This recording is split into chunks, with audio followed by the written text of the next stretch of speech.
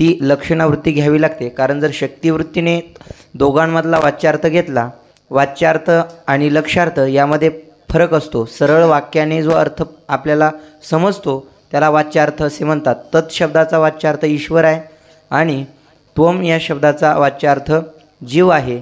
या दोघांमध्ये या दोघांचा जर वाच्यार्थ पाहिला तर असा होतो, ते ईश्वर, तो असणारा ईश्वर म्हणजे जीव आहे। जीव ईश्वरालाच जीवाची जीवरूपता प्राप्त होते। म्हणजे जीव हा ईश्वर हा अल्पज्ञ होईल, परिच्छिन्न होईल, परतंत्र होईल। मग या दोघांचं ऐक्य कधीही घडू शकत नाही।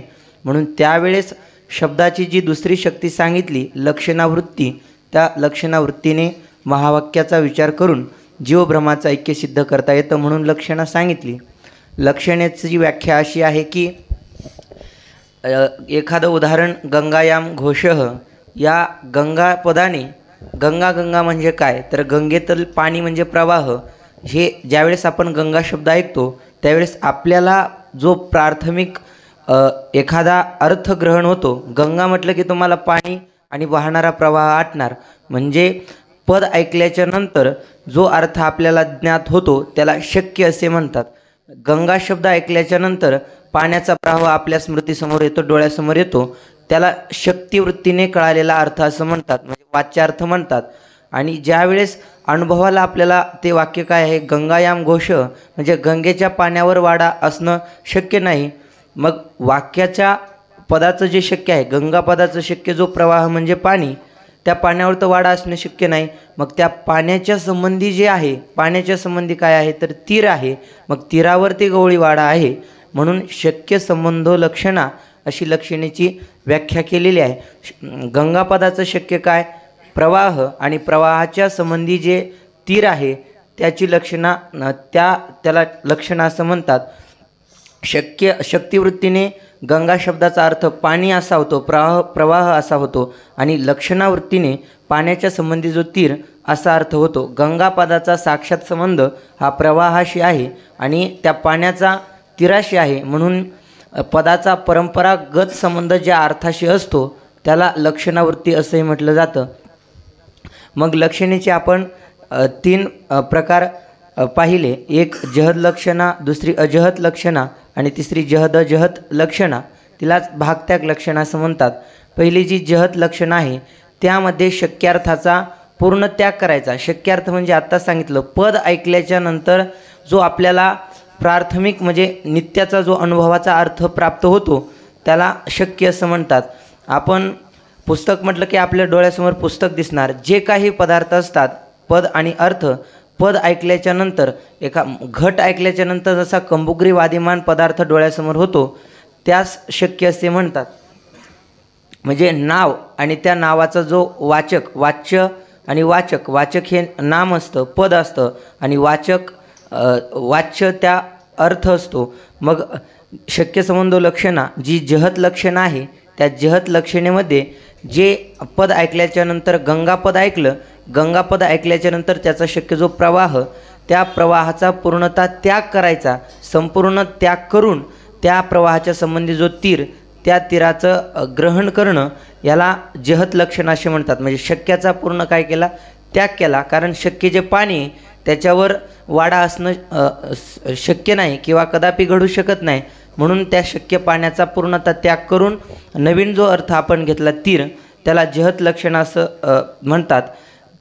पुढची जी लक्षणं सांगितली अजहद लक्षणा, अजहद लक्षणेमध्ये तांबडा धावतो असं त्यांनी उदाहरण दिलं। अजहद लक्षणेमध्ये काय करायचं, जसं की आपण गंगा म्हटलं की प्रवाह घेतला, परंतु त्याच्यावर वाडा असणं शक्य नाही म्हणून प्रवाहाचा त्याग करून किनारा म्हणजे तीराचं ग्रहण केलं। मग आता तांबडा धावतो ही अजहद लक्षणेचा उदाहरण आहे। या उदाहरणामध्ये तांबडा धावतो याच्या ठिकाणी जे शक्य आहे, तांबडा म्हणजे रंग, तांबडा रंग त्याच्या संबंधी काय असेल, प्रत्यक्षात तांबडा म्हणजे लाल रंग।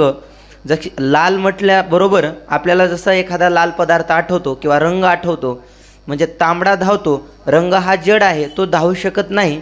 मग असं त्याच्यासाठी असं दृष्टांत दिलेले, 2 व्यक्ती उभे आहेत, पांढरा काळा घोडा आणि लाल घोडा एका कुंपणामध्ये उभे आहेत, आणि काळा आणि पांढरा हे घोडे शांत उभे आहेत, आणि त्यापैकी एकच घोडा धावतोय, तो तांबडा धावतोय. मग बोलणारा काय म्हणतो, अरे घोड्यापैकी कोणता धावतोय? तो म्हणतो तांबडा धावतो.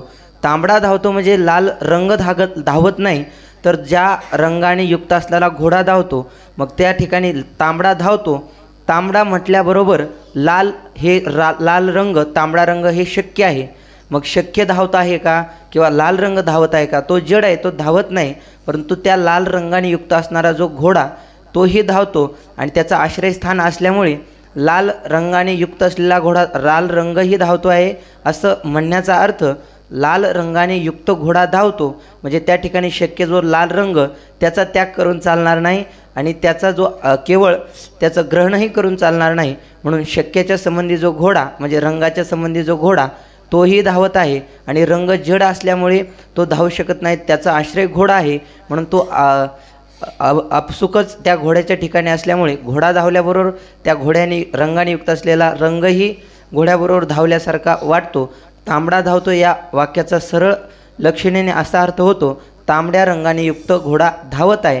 परंतु त्या ठिकाणी जसं आपण प्रवाहाचा त्याग केला, गंगायाम घोष, त्या ठिकाणी पाण्याचा त्याग पूर्ण करावा लागतो. ज्या लक्षणेत शक्याचा पूर्णतः त्याग केला जातो त्यास जहद लक्षण असे म्हणतात. पण अजहद लक्षणेमध्ये तांबड्या रंगाचं शक्य जो लाल आहे त्याचा त्याग करू शकत नाही, कारण घोड्याचा रंगच नैसर्गिक लाल आहे. त्याचा त्याग केल्याच्या नंतर घोड्याला रंग राहील कसा?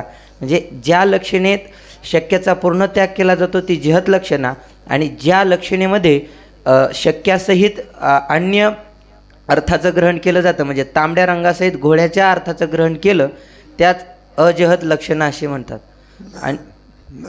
आणि पुढची जी सांगितली जहद लक्षणा म्हणजे भागत्याग लक्षणा, त्यासाठी आपण तो हा पुरुष किंवा स्वयं देवदत्त असं एक पाठीमागं सुद्धा आपल्याला एक उदाहरण गेलं. म्हणजे तो हा देवदत्त, पूर्वी काशीमध्ये पाहिलेला देवदत्त तोच हा आहे असं आपल्याला जे ज्ञान होतं. मग याच्यामध्ये भागत्याग लक्षणा कशी करायची, तर तो आणि हा, तो म्हणजे पूर्वी तो भूतकाळ झाला आणि त्या ठिकाणी परोक्षता झाली, पण हा म्हणताने वर्तमान काळ आहे आणि अपरोक्ष म्हणजे तो समोर आहे.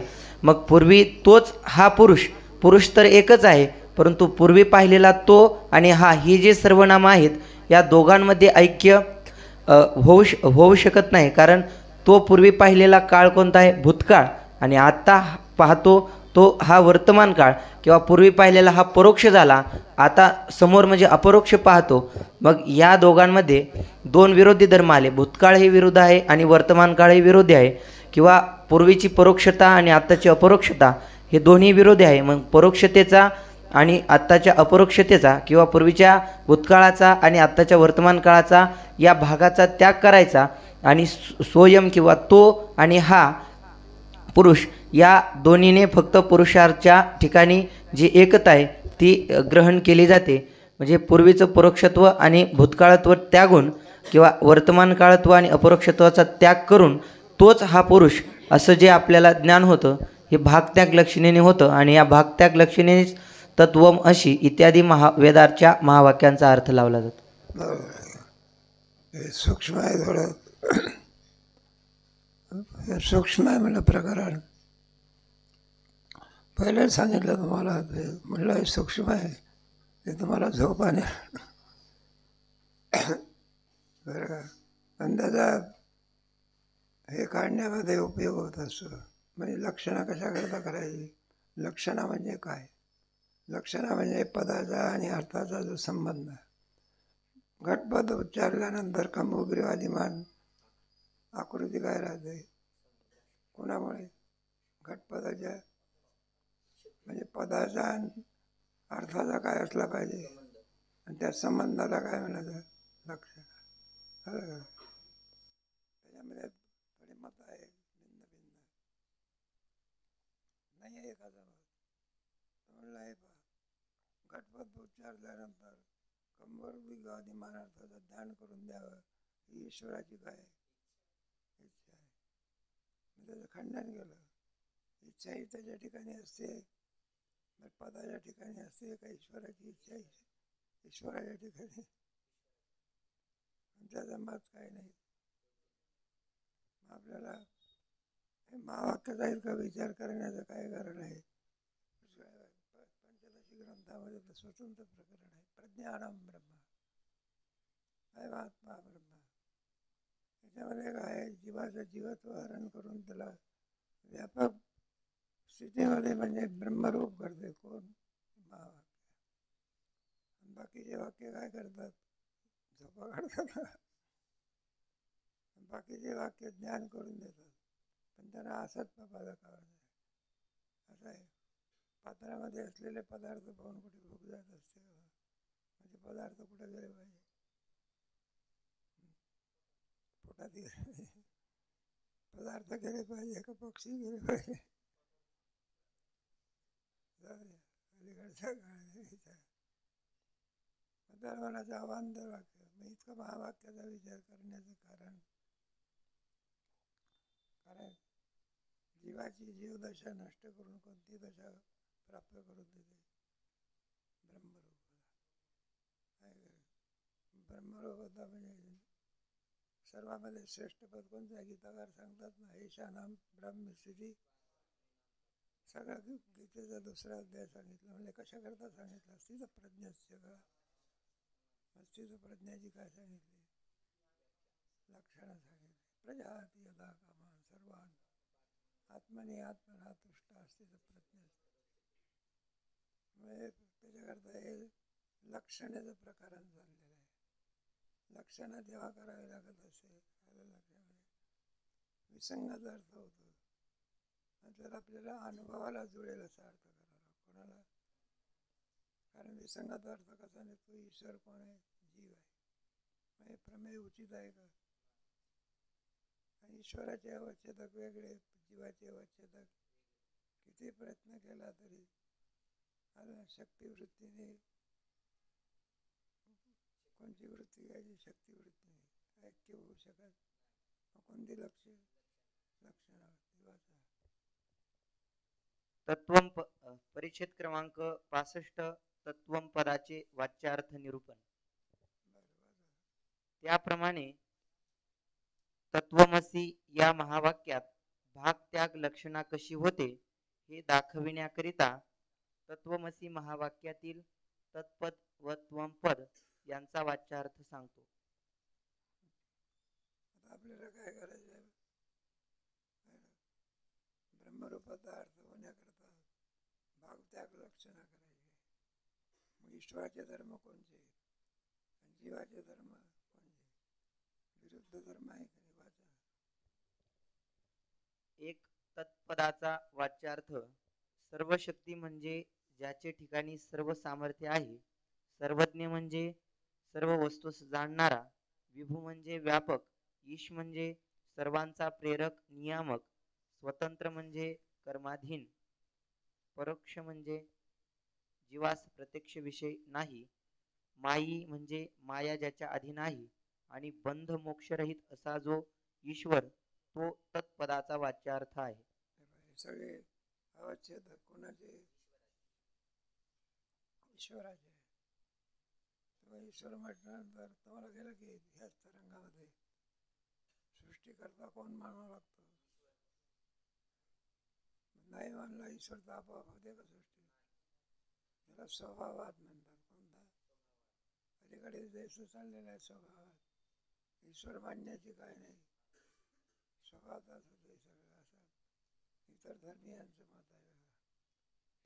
ईश्वर मान्य करता काय नाही. जो ईश्वर मानत नसेल त्यांनी मोठी आपली हानी केली. विसरली दया पद्धतीला खाणी. कोणती खाणी मिळते? अरे कोणती खाणी मिळते? अंडाची नाही, अंडाची मिळते की एक गोष्ट आहे ना. अतिपापामुळे बरं का त्याला ही किड्याची योनी प्राप्त झाली होती. कशाची? अतिपापाचं फळ आहे ना. आयसी होती तरु द्रोण लोह लोष्ट आणि काय येणे बहु हवे. जो तमवृत्ती मृत्यूला तो पशु का पक्षी होय? तो पशु का पक्षी होय? काय तो पशु का पक्षी होय? किडा. किड्याची सुद्धा योनी आहे ना. मुंगीची सुद्धा काय योनी आहे. सगळी पापाची फळ आहे. कशाची?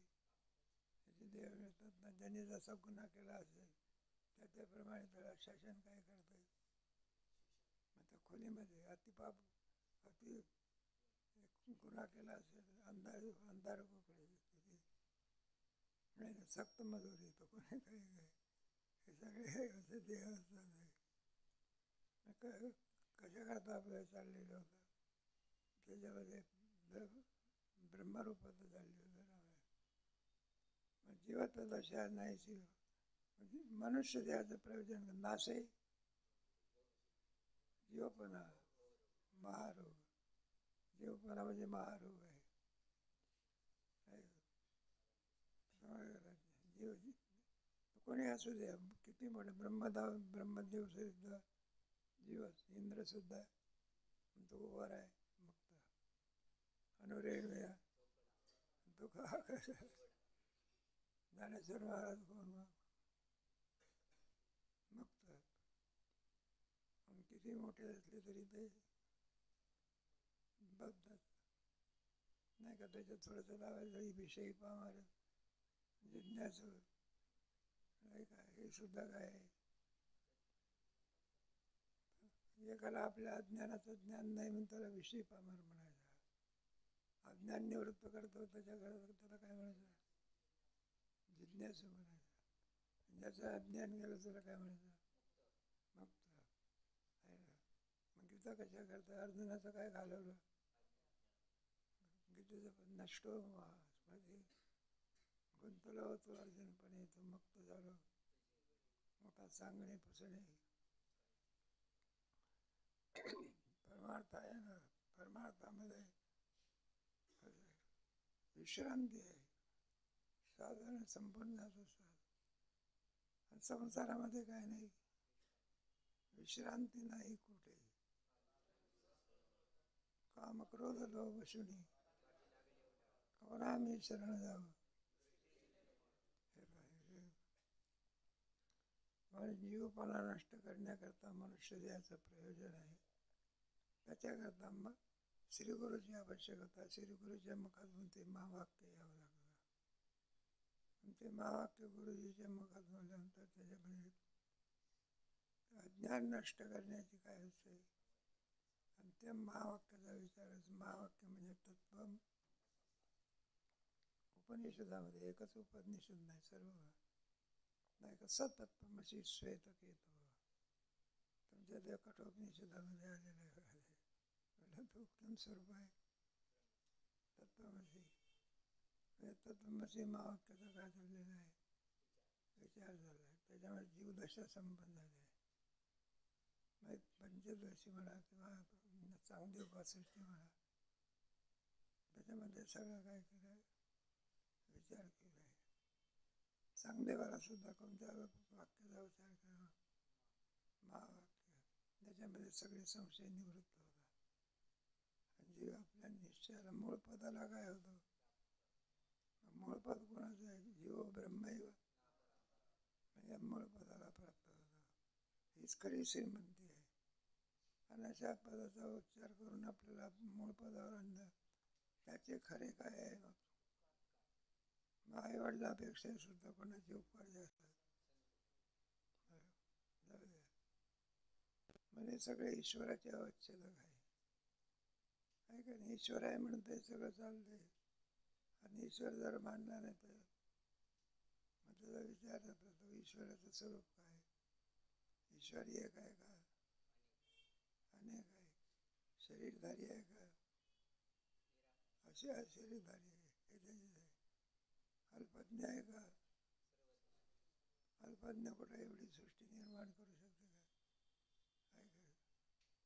त्याच्याकरता तसा ज्ञानी पुरुष असावा लागतो. काय असावा लागतो, कोणाला कोणत्याही याला आपलं काय काय विमान चालवणारा कोण पाहा लागत असो, त्या लायकीचा माणूस लागतो. नाहीतर कोणाला विमान चालवायला ठेवलं सगळे प्रवासी कुठं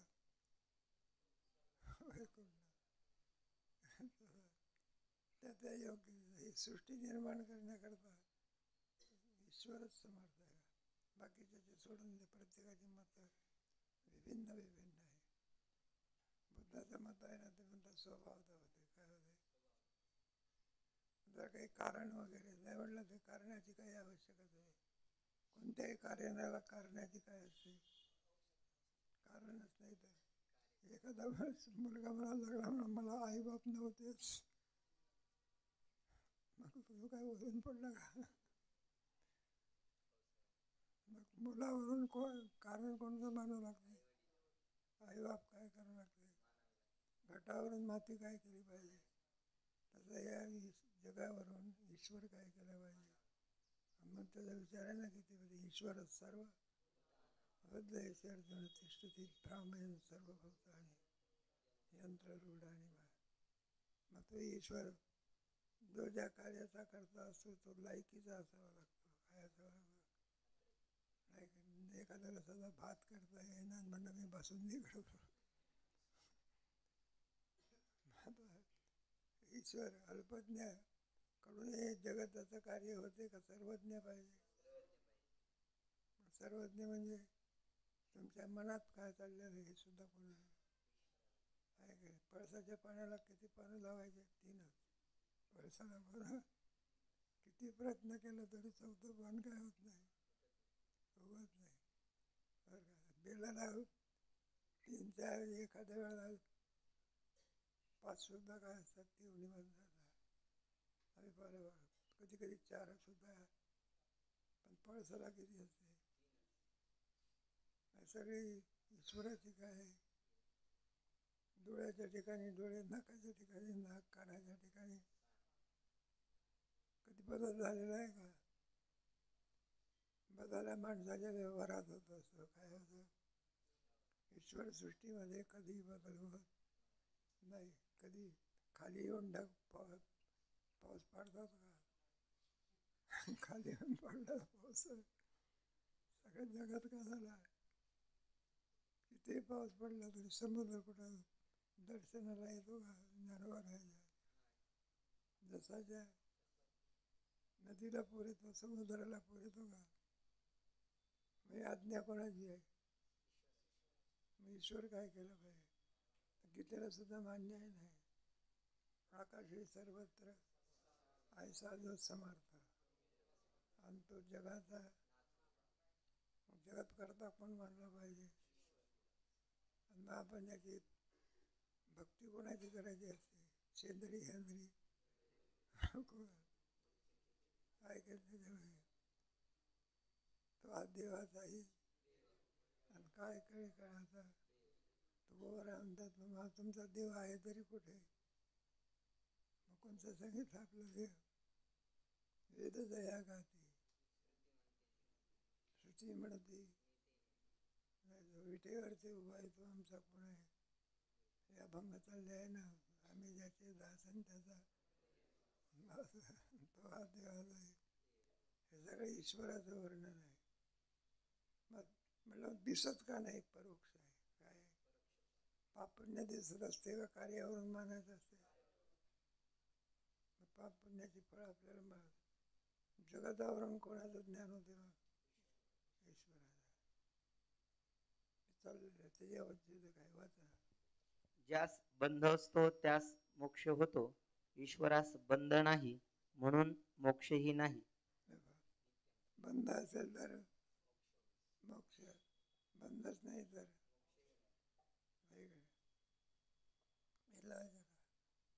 एखादी मुलगी असली म्हणून त्याला वर म्हणायचं. काय म्हणायचं? पत्रिका असते ना, इकडे वधू असते, इकडे काय असते? वधूच नाही तर वर कोणाला? वर हे पदवी येण्याकरता कोण लागते? वधूच नाही तर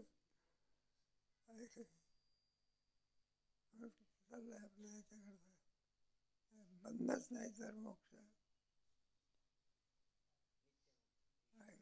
अगोदर परीक्षा दिली नाही तर पास नापासचा काय नाही प्रश्न. परीक्षा दिल्यावर असते पास आहे का? पुढे त्वम पदाचा वाच्यार्थ जे जे ईश्वरास ईश्वराचे धर्म सांगितले त्याहून विपरीत धर्म ज्याचे ठिकाणी असतात ते जीवचैतन्य त्वम पदाचे वाच्य म्हणावे. जीवाचे धर्म वेगळे, ईश्वराचे स्वरूपाचे धर्म वेगळे आहे ना. जीवाचे धर्म कोणते कोणते त्याचा विचार केलेला आहे ना. वाचा. त्यांनी जे जे ईश्वराचे धर्म सांगितले त्याहून विपरीत धर्म ज्याच्या ठिकाणी असतात ते जीवचैतन्य त्वम पदाचे वाच्य म्हणावे. त्याचा भावार्थ असा की अल्पशक्ती, अल्पज्ञ, परिच्छिन्न, अनिश, कर्माधीन, प्रत्यक्ष, अविद्यामोहित आणि बंध मोक्षवान आपले स्वतःचे स्वरूप कोणाचंही प्रत्यक्षच असते. तेव्हा अल्पज्ञ शब्द ठेवला कोणता? हे कोणाचे धर्म? एकाने प्रश्न केला होता, म्हटलं तुम्ही जीवाला काय करून टाकलं? अल्पज्ञ करून टाकलं. म्हणलं मग तुकोबा आहे सुद्धा काय झाले? ज्ञानोबा आहे काय झाले? कारण हे कोणाचे लक्षण आहे सगळे. त्याने सुद्धा अल्पज्ञ म्हणावं लागेल. पूर्ण ज्ञान नसताना ज्ञानेश्वरी लिहिली असं म्हणावं लागेल. मग ते जरी आणखी आपण जरा जीव या संज्ञेत म्हणत असलो, पण ज्ञान झाल्यामुळे जीवत्व संपलं त्यांना. कोणाचा जीव आहे कधी? आज पण नाही गेला का? ज्ञानाबाई माझी अनाथाची माय नाही का? आज अभंग म्हटलं, कृपाळू उदाहरण माझा त्या नमस्कार नपाये याची भक्त करू नका. ज्ञानाबाई माझी भलती भाडी आपल्या सामर्थ्य काय? कोणात आहे? मग ते जीव आहे का ईश्वर आहे? मग त्यांना अल्पज्ञ म्हणता येत नाही काय? एखादा माणूस म्हटलं आमच्यासारखे ज्ञानेश्वर महाराज एखादा होता बघा, ते स्वामी महाराज होते, ते सांगायचे काहीतरी श्रवण केलं असेल, एकाने अभंग लिहिले. तो स्वामी महाराज त्या आनंदाश्रम स्वामी होते, त्याच्याकडे आला. म्हणला स्वामी आमचे या गाथा लिहिलं आहे, मी अभंग लिहिलेले. तेव्हा तुम्ही काय करायचं? या अभंगावर कीर्तन करायचे. काय करायचे? त्याची प्रमाण द्यायची. म्हणजे स्वामी महाराज मला काही हरकत नाही, आमचं काय बिघडलं तुझ्या की अभंगावर काय द्यायला? तुकोबाराने जसे अभंग लिहिले तसे म्हणलं आम्ही लिहिलेले आहे, आमच्या अभंगावर ते काय करीत जाय. म्हणलं काही हरकत नाही, करू की तुझी लिहिलेली गाथा काय कर, अभंग लिहिलेलं. म्हणलं ठेवून दे की. बरं म्हणलं कुठे ठेवायची? मग तिथे एक मोठं भांड होतं बघा, आणि त्याच्यात काय होतं? पाणी. म्हणलं त्याच्यात ठेव की तुझी गाथा. आता पाण्यात गाथा ठेवली शिल्लक राहील का? मग तो काय ठेवतो गाथा? म्हणलं तो करायचे अभंग का म्हणायचे? पाण्यात ठेवले तरी तसेच आहे, तुझी गाथा तशीच तशीच राहील. म्हणून प्रमाण घेत जाऊ. थोडा संपली आमची गाथा, चालू ठेव. भलत्यानेच भलता प्रयत्न करण्याचा काय करू नये, उपाय करू नये. म्हणून संत जसा ईश्वर सर्वज्ञ तसे संत सुद्धा ईश्वरच असतात. जी शक्ती ईश्वराच्या ठिकाणी तीच शक्ती कुणाच्या ठिकाणी. म्हणून तर भगवंताने गोवर्धन उचलला, ज्ञानोबारायाने भिंत काय केली? चालवली की. तेव्हापेक्षा गोवर्धन उचलला, पण गोकुळात कुठे नेला? त्याच्या खाली उभं राहिलं. गोकुळातले लोक चला म्हणलं तिथं खाली. बाहेर आलं तर माराल की म्हणलं सगळे जोरात. इंद्र काय करून राहिलेला आहे? वर्षाव करून राहिलेला आहे. म्हटलं तुम्ही असे रडत मग तुम्हाला जगायचं आहे का? कुठे चला गोवर्धनाच्या घरी. म्हणलं उचला गोवर्धन. तरी जीवाला कळू दिलं नाही. जीवाला असं वाटलं आपणच काय उचलला. मग त्यांचा गर्व जिरला पाहिजे. ते भगवंताने म्हणायला लागले थोडा जाऊ का बाहेर? म्हटलं कशा करतात लघवी वगैरे जगू शकत जा की म्हणाला. पण म्हटलं गोवर्धन वा म्हणलं आम्ही उचलला की काय तर तर फक्त म्हणलं करंगाळीच लावली, काय लावली. आम्ही तर म्हणलं हात काठ्याने जाऊ का, पुन्हा पुन्हा कशाला विचारता म्हणलं, जाते पुन्हा विचारायचं म्हणलं जाऊ का, म्हणलं काही अक्कल आहे काय. देवाने थोडा निमित्त केलं, करंगाळी काय केली, मग काय त्या पाटानं वरवंडला, मेलो मेलो मेलो. आता मला तुझ्या पाया लागतो. आम्हाला 4 दिवस काय कर जाऊ द्या तुम्हाला. जरी भगवंताने गोड जर उचलला, पण गोड जर गोकुळात आणला नाही. निदान करंगाळी तरी काय करायला लागली, लावा लागली. ज्ञानोबराने भिंत काय केली, गोवर्धन चालवलं का भिंत चालवली, चालवली की आहे का नाही. नुसते आज्ञेने कशाने, म्हणजे या अवतारापेक्षा या अवतारामध्ये भगवान श्रीकृष्णापेक्षा अधिक विशेष आहे. काय रेड्यामुखी एखादी गाय बोलावली का देवाने, नुसता चारतच बसला, उद्धार केला काय. आणि तुला काय केला, वाचक केला, म्हैसीपुत्र वाचक केला वेदाचा. केवढी योग्यता प्राप्त करून दिली. माणसं तर जाऊ द्या, पण रेडा निर्बुद्ध प्राणी, त्याच्या मुखातून काय बोलवलं, जाऊ द्या. प्रवचन नव्हे, विचारसागराचा पाठ आहे असावी. आपले स्वतःचे स्वरूप कोणासही प्रत्यक्ष असतेच, दुसऱ्याचे स्वरूप प्रत्यक्ष नसते, म्हणून परोक्ष म्हटले. ईश्वरास मात्र आपले स्वतःचे आणि जीवांचे स्वरूप प्रत्यक्ष असते. ईश्वराचे स्वरूप ईश्वरास प्रत्यक्ष असले तरी जीवास प्रत्यक्ष नसते, म्हणून परोक्ष म्हटले. दिसतो का आपल्याला ईश्वर, कार्यावरून काय करावं लागतं, मला ईश्वर होत नाही, मग त्याला भक्तिशास्त्र लावायचं. काय लावायचं, तुम्हाला ईश्वराचं दर्शन घ्यायचं आहे का, भगवंताने सांगितलं त्याला भाव पाहिजे. काय पाहिजे, भावविन देऊन गुरुविना अनुभव. भक्तिशास्त्र लावायचं. मग भक्तिशास्त्रामध्ये नाही का 60 विलार आहे, बाहेर 10 कोटी. नाही कोणत्या शास्त्रात आहे, तशी भक्ती असावी लागते. उगीचच आहे का नाही, मतलब नाही का तुमच्या भक्तीमध्ये भाव तुम्हाला पाहिजे ना, भाव विना भाव. नुसत्याच शेतूच्या दर्शनाने कुठं पाप निवृत्त होते का, मग काय असावं लागते. आहे काय, पत्रम पुष्पम फलम त्वयम यो मे तदम भक्त प्रभुतम अश्नावी. मग त्याचं पान फूल वगैरे कोणाला आवडते, मग त्याची जातपात बसते का, त्याचं काही विद्या वगैरे पाहते का, त्याची जात कोणती आहे, किती शिकलेला आहे, विद्या आहे का, काय आहे, फक्त काय जाणे आपलं प्रयोजन नाही. हे भक्तीचं सामर्थ्य आहे ना, आहे ना. सगुण दर्शनाचं सुद्धा भक्तीच्या मुळे होते.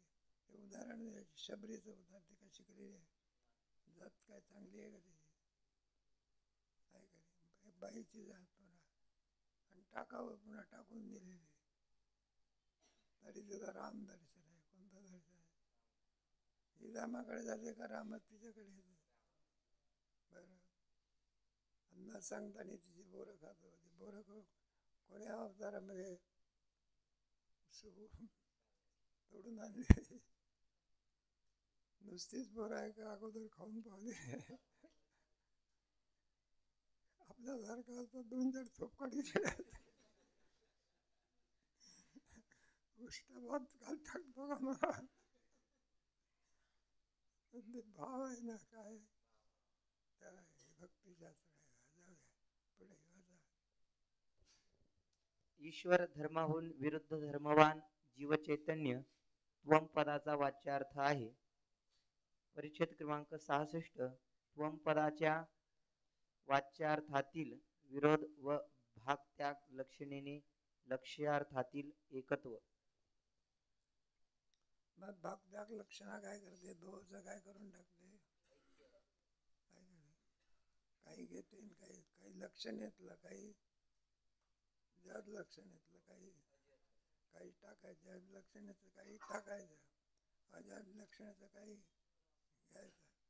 एखादा केळ आहे आलं लक्षण आहे, मग आपण काय करत असतो, जड लक्षण म्हणजे टरफल काय करायचं, मग घरही टाकून द्यायचं का, मग काय घ्यायचं, घर घ्यायचं. अजड लक्षणं कोणती, मग त्याच्यामध्ये काही घ्यायचं आणि काही टाकायचं, त्याच लक्षणेचं नाव आहे जग अजड. मग काय करायचं आपण, वाच्यार्थ काय करायचा, टाकायचा, आणि लक्षार्थ काय करायचा. मग ईश्वर जीव आहे, याचा वाच्यार्थ काय करायचा, टाकून द्यायचा. आणि ईश्वराचं लक्ष कोण, ब्रह्म. जीवाचं लक्ष कोण, आत्मा किम स्वरूप आहे, ब्रह्म. आत्म्याचं ब्रह्मरूपाने ज्ञान व्हावं लागतं. कोणत्या रूपाने, योग्याला आत्म्यात ज्ञान आहे पण ब्रह्मरूपाने नाही. चांगले महाराज कोण होते,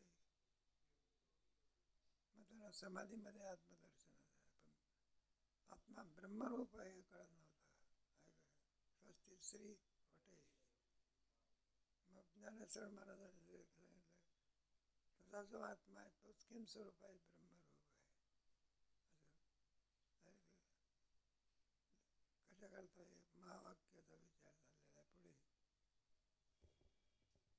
सामवेदाच्या छांदोग्य उपनिषदात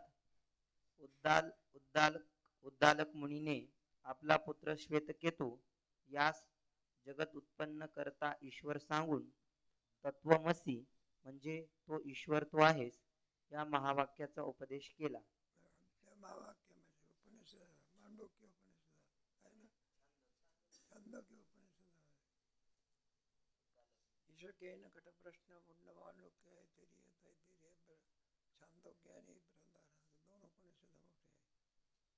ईशावास्य उपनिषद फक्त 20 श्लोकाचा आहे. किती, ईशावास्यमिदं सर्वं यत्किंच जगत्यां जगन्तेन जगतेन. 12वा अध्याय किती श्लोकाचा आहे, आणि 5वा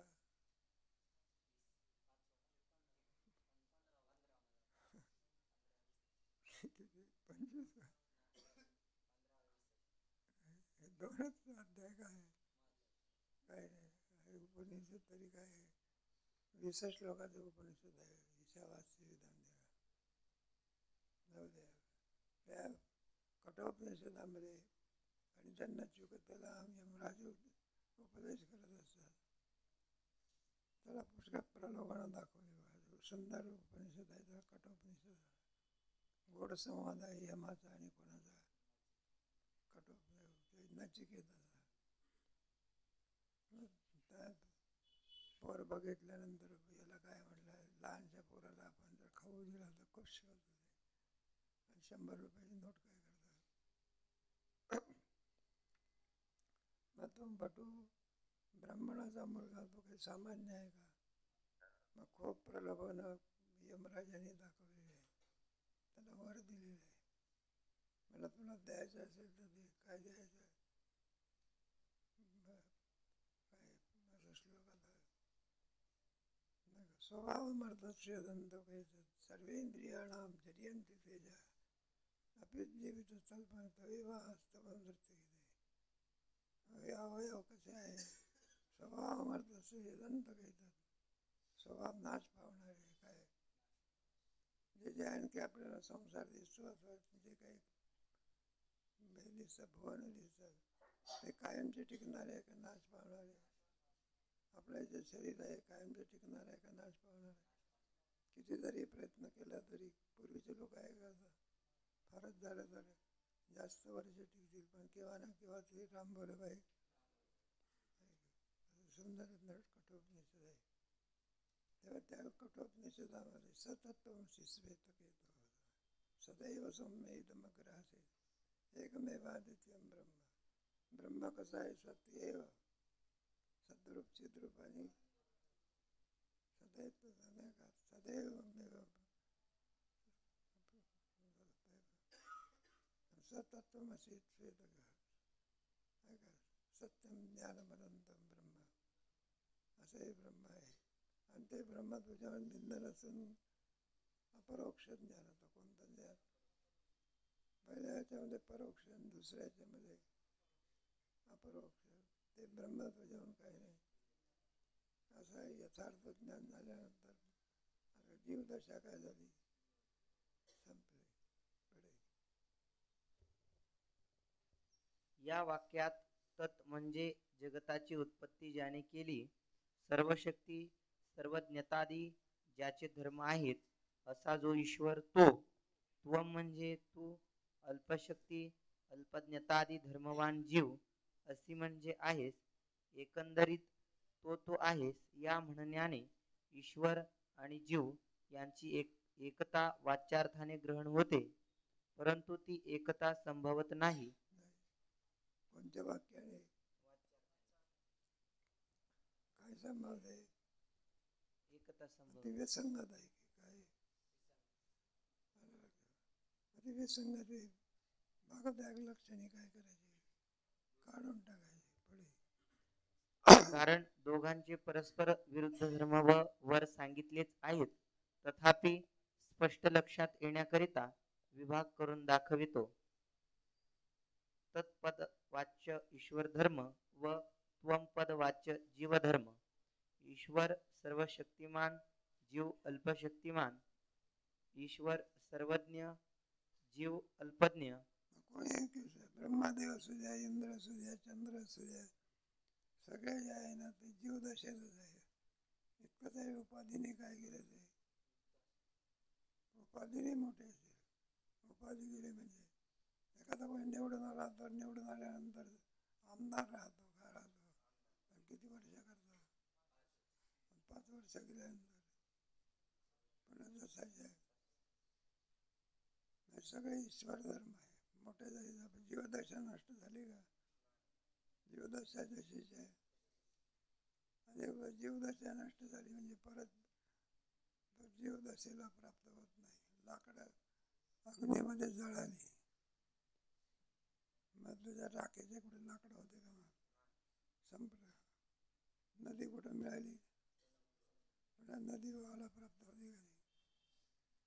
किती प्रयत्न केला तरी राखेचा पण लाकूड तयार होत. एकदा संपलं की एकदाचा काळा केस पांढरा झाला. किती प्रयत्न केला तरी ते काय होणार नाही का? नाही तेला लावून काय लावून ते आपल्या स्वरूपावर गेल्याशिवाय संसार कसा आहे? नाशिवंत आहे. नाशिवंत देह आयुष्य खातो का? संत समागमी भुजब करवाय तुका वळे या लोकीच्या व्यवहार अक्कल आली पण ते वेळ निघून गेला. कधी आली? 85 वर्षाचा म्हातारा झाला. आता म्हणतो मी गीता काय करील? आता वेळ काय झाली? आता वेळेवर समजलं पाहिजे. किंवा समजलं पाहिजे जवळ सकाळ आता झाला नाही काय? कोणतीही गोष्ट केव्हा कळावी लागते आणि वेळ निघून गेल्यावर ते 85 वर्षाचा होता. वेळ काय झाली? निघून गेली. पारायण होईना तर पाठ कुठे होतं? महाराजांचे अभंग असेच आहे ना. जवळ सकाळ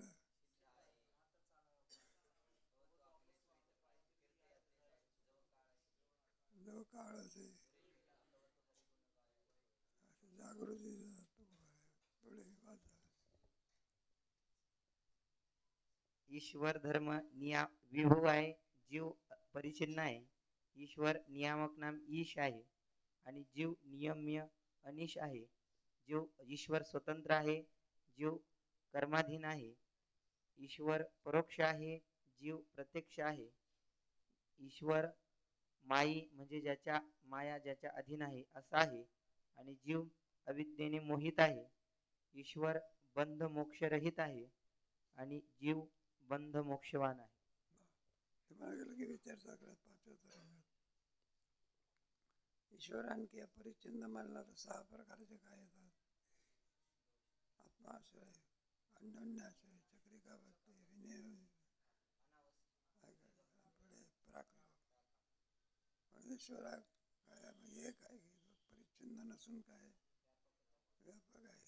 ईश्वराचे धर्म 10-5 ईश्वर आहे का? नाही का? एक ईश्वरी विष्णूच्या भेटी करता गेला बघा. मालदार चौकदार होते, त्यांनी अडवलं त्याला. म्हणलं कुठे निघाले? विष्णूच्या. तुम्ही कोण आहात? म्हणलं माहिती नाही का? म्हणलं मी कोण आहे? ईश्वर आहे की. म्हणलं परवानगीशिवाय आत जाता येत सांगून येतो. ईश्वर आलेला आहे तुमच्या भेटी करता, त्याला सोडायचं का? नाही सोडायचं. आता गेला आहे विष्णूकडे. म्हणलं असं असं आहे, ईश्वर आलेला आहे. म्हणतो मी ईश्वर आहे, मला भेट घ्यायची आहे. त्याला प्रवेश द्यायचा का न द्यायचा? भगवान विष्णूने सांगितलं त्याला विचारतो कोणत्या ब्रह्मांडाचा ईश्वर आहे. असं म्हणेपर्यंत 5-50 ईश्वर कसा आहे?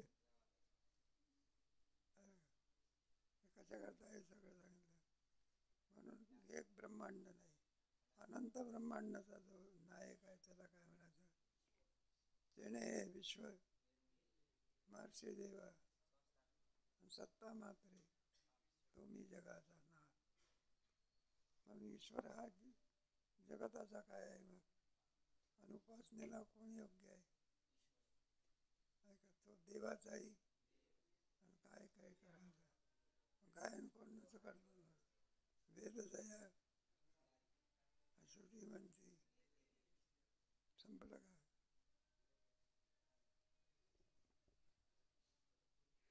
अर्धा आहे परिचय, हा, अर्धा परिचय आहे. अरे त्याचा विचार कधी करू?